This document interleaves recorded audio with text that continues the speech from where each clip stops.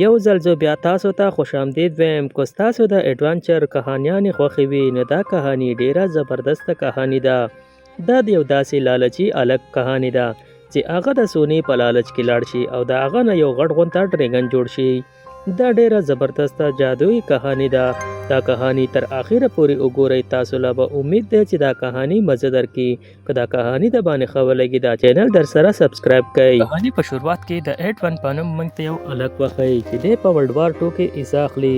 د افیسر درته وایي چې بچیا ته لا عمر دې کم دی، ته دې ځای نه ځه.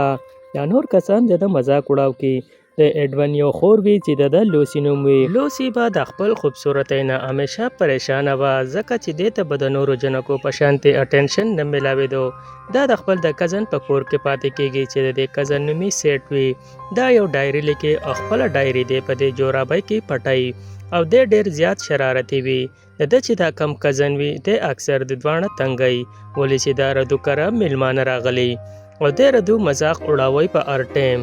د مجبورۍ نه ورته دو غږ نشي کولی. ډېر اور خور دپاره یو لیټر راشي چې فلحال د جنګ د وجې تاسو خپل ملک امریکې ته نشئ تللی. دا دواړه نور هم څو ورځې بدماشي به د خپل خړوس کزن برداشت کوي. په دې ځای کې د لوسی څه د ایډونچر ذکر وکړي خو دا ورور یې ورته ووایي چې موږ دواړه په کور کې کشران یو، زموږ نه دوه نور مشران دي. د دې د وجې زموږ په خبره څوک په عمل نه کوي او موږ به ایډونچر ته نه پرېږدي.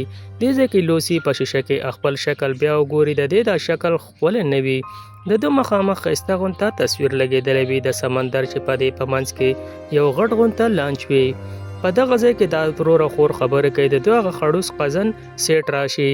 هغه ده ته ورته تپوس وکړي چې ته دننه څنګه رالی دی. ورته وایي دا زما کور دی چې زه چېرته ځم زه تللی شم بغیر اجازت نه. دا کزن یې د دو مذاق وړاو کې د نیریا آیلینډ یعنې دا یو جادویي آیلینډ وي. دی ورته وایي چې بکواس کوئ، تاسو ته ګوره او جادویي آیلینډ تلو ته ګوره. په دې ځای کې دا سیټ دوله ښه تانې ورکوي. دا لږ د دې سیټ سره په جګړه شي خو دا جانې ورته وایي چې دا سمندر خو په ډقېدو شو او دا کشتۍ زموږ طرف ته را روانه ده. په دې ځای کې چې د قړوس کزن او د دې هلک په دې نظر شي د دې نه دنیا اوبه راوځي او دیکھتے دیکھتے د دا کمره د اوبو ډکه شي. په دغه ځای کې د بکیر ډوب شي چې دو کله د دې نه راوځي د سمندر په منځ کې وي. د دې طرف ته یو غټ جهاز را روان وي. د زر پوه شي چې دا منګه هغه نارنیا آیلینډ ته راورسېدو او دا جهاز چې کوم دا د یو شهزاده وي. دا لوسی او ایډوین دا شهزاده د اول نه پیژني.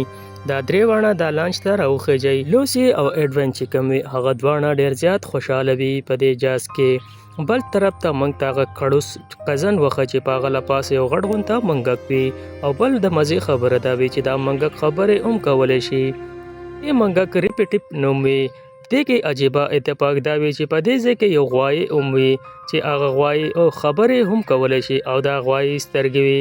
دا سیټ د دې منګک نه ډېر زیات یېرېږي خو چې را د سامنے د غوایي سره وشي چې خبرو والا غوایي دی او دې خبرې هم کولی شي. دا سیټ په دغه ځای کې بېهوشه شي. د دې نه بعد شهزاده د ایډوین او د لوسی د دې ټولو سره میلاو کړي. د دې نه بعد د دوی دا سفر په یو نامعلومه طرف ته روان شي. ایډوین او لوسی دلته پهله هم راغلي وي. دا پرنس د دوی دا سامان دوی ته وښیي او دوی ته ډېر زیات خوشحاله شي. په دې ځای کې دوی د یو شعر ذکر وکړي چې د اصلان نوم وي. په دې ځای کې دا شهزاده دله یو خاص تلوار ورکوي چې کم دله پیټر ورکړی وي خو دا ایډوین دې منع کړي. د دې د وجې شهزاده دله د زوړ ټارچ ورکړي. د دې نه بعد دا ریپیټي دې جنۍ ته ووایي چې د دې ځای نه مخې ته یو دنیا ده. د هغې نه بعد دنیا ختم شي او هغه دنیا نه بعد د اصلان دنیا شروع شي. هغه دنیا کې امن او شانتي هر طرف ته وي. د دې نه بعد دا شهزاده د دې هلک سره د تلوار پریکټیس شروع کړي. په دې ځای کې هغه خړوس سیټ هم راپاسي. دی په اوش کې راغلی دی. دوی ته ووایي چې کله نږدې آیلینډ ښکاره شي زه به د برټش کونسل سره رابطه وکړم او زه به خپل کلي ته لاړ شم. د دې نه بعد چې دوی ګوري دوی ته مخې ته یو آیلینډ ښکاره شي. شهزاده دوربین راوالي خو په دې آیلینډ کې دوی ته څوک انسان نه ښکارېږي. دوی په یو وړوکي لانچ کې دغه آیلینډ طرف ته ټول روان شي. دوی چې کله د آیلینډ ته راشي دوی هر طرف ته ګوري. په دې آیلینډ کې چارو طرف ته خاموشي وي. دا سیټ چې کوم دی یو کور ته وګوري په هغه کې یو یرندوکي فیملی د خپل یېرې د وجې ناسته وي. سیټ دوی ته غږ ونه کړي. په دغه ځای کې دا شهزاده سیټ له چاقو ورکړي چې ته بهر ودرېږه که څه خطره وي موږ ته به اطلاع وکړي. دوی چې دننه راشي دا یو غټ چرچ وي. دی چرچ کې هر طرف ته خاموشي وي. په ټیبل باندې یو غټ غونته کتاب پروت وي. په دې کتاب کې داسې نومونه لیکل شوي په څه باندې سره لیکایي شوي وي. په دې ځای کې دا کتاب پړوي برنه ګنټي بجاو شي، یعنی په دې ځای کې 2 پسې کسان راکوشي. دغه کسان چې کم د انسانانو سوداګر وي، انسانان نسی او په نور ځایونو کې خرڅي. دوره سره په جنگ ورشي، خو په لږ ساعت بعد یو کس د بار نه اسیټ باندې چاړه یخي دی دننه راولي. د دې نه بعد دا ټولو ته وایي چې تاتیار غزار کوي او دا دواړه الک او دا جنۍ دا سوداګر ونیسي چې دا دواړه به منګه خرڅ کړو. دا سیټ او دا لوسی شهزاده او دا پرنس په یو بلې کمره کې بند کړي. د دې نه بعد په دې شهزاده باندې یو आवाज ولګي. ډېر دې आवाज طرف ته چې لاړ شي، دې کې یو بوډا سړی وي، یعنی دا د شهزاده د پلار یو خاص مرګری وي. دا بوډا چې کله شهزاده وګوري، دا شهزاده منظر خلک په لاس باندې لاس یخي او تماشه کوي. دا خاوند خپل ښځې ته وایي چې زه به تا په هر حالت بچ کومه. دې نه بعد دا ټول په یو لانچ کې واچوي، دا په سمندر کې روان شي. د دې نه بعد یو خطرناک غونته شین غونته لوګی موږ ته ښکاره شي. دا لانچ چې څنګه حواله شي، د دې نه بعد د لوسی او د سیټ بولي ولګي. دا لوسی ډیره په اسانۍ باندې خلک واخلي، خو دا سیټ چې کم دی دا څوک هم نه اخلي. په دې ځای کې د شپ چې کم کیپټن وي هغه راشي خپل د مرګرو سره، او په دې ځای کې شهزاده هم ځان کولاو کې او د ګماسان جنگ په دغه ځای کې شروع شي د دې ډاکوانو سره. لږ ساعت بعد دا شهزاده چې کم وي دی په دوبانې پته اصیله کې، یعنی دا جنگ وګټي دا ښار آزاد کې. په دې کې د ښځې اخاون وخی. د شهزاده ته و چې زه هم ستاسو سره په دې میشن ځم، زه خپل ښځه آزادوم. شهزاده دله اجازت ورکړي چې ټیک ته زموږ سره تلی شي.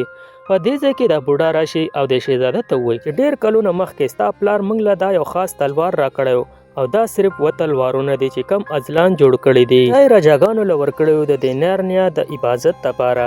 شهزاده د شکریا ادا کړي، د ده نه دا تلوار واخلي او دا د خپل ملګري له ورکړي.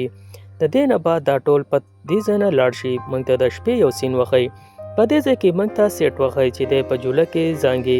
د ده له پاسه د منګک جوړوي، یعنی دا هغه سیټ دی چې کم د خپل د کزن سره روم به نه شیر کوو. د ده په زړه باندې پولې ولاړې، خو دی غږ نشي کولی. یو منګک سره شپه تیری. د دې نه بعد سهار موږ ته وښیي چې دی بیا عقار ډایري لیکي، خو دی بیا د ډایري د دې ایډونچر په باره کې لیکي چې څنګه داسې یو ښکار دی او جادویي شعر دی، په هغه کې داسې انسانان دي او داسې خبرو کولو والا منګک دی. دا غشین د لوګي د ختمولو په چکر کې راوتلی. بل طرف ته ایډوین د تلوار صفا کوي. سیټ یو پل پټ کی. په دې ځای کې دا منګک راشي او سیټ له دمکی ورکړي چې ته زما سره تلوار بازي وکړه.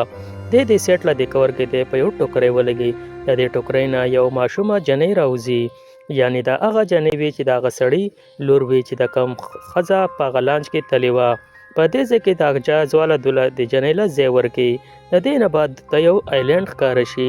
په دې آیلینډ کې هر طرف ته ونې وي. د دا سوچ وکړي چې په دې آیلینډ کې به نننۍ شپه موږ تېره کړو. په شپه کې د په دغه آیلینډ کې اوده وي. په دغه ځای کې د خپو نشانونه موږ ته وښیي، یعنی دا د خپو نشانونه. په دې ځای کې دا لوسی چې کومه جنۍ وي دا کسان په دو پسې راشي. دا نامعلومه خلک چې کم وي دا لوسی چوته کې د ځان سره بوزي. لوسی په خپل چاکو غزار کې خو په دوسه اثر ونه شي. د لوسی لا دمکی ورکړي چې زمونږ یو کار وکړه، کنه موږ به ستا ټول ملګري مړه کړو. لوسی ته دا کسان ښکارېږي نه. لوسی ورته ووایي چې ټیک ته زه به ستاسو کار وکړم. د دې نه بعد په دې ځنګل کې یوه دروازه چالو شي. لوسی په دغه دروازه کې دننه ننوځي. د دې نه بعد موږ ته د سهار یو منظر وښیي. دا ټول پاسې او خپل د تلو تیاری کوي، خو دته لوسی په دې ځای کې په دې ځای کې نه میلایږي. پرنس ایډوین ته وایي او د لوسی په تلاش کې وځي. بل طرف ته لوسی ته هغه جادویي کتاب میلاو شي. دا کتاب کولاو کې په دې کې یو منتر وایي. په دې کمره کې چارو طرف ته برف راوتل شروع شي. لوسی د دې کتاب نورې پاڼې واړې دې ته پکې یو پاڼه میلاو شي چې په هغه کې د خوبصورتۍ راز وي، او دا دقه پاڼه چې کومه وي دا کټ کړي او د ځان سره پټه کړي. د دې نه بعد د لوسی په چکر کې د باندې هم هغه کسان حمله وکړي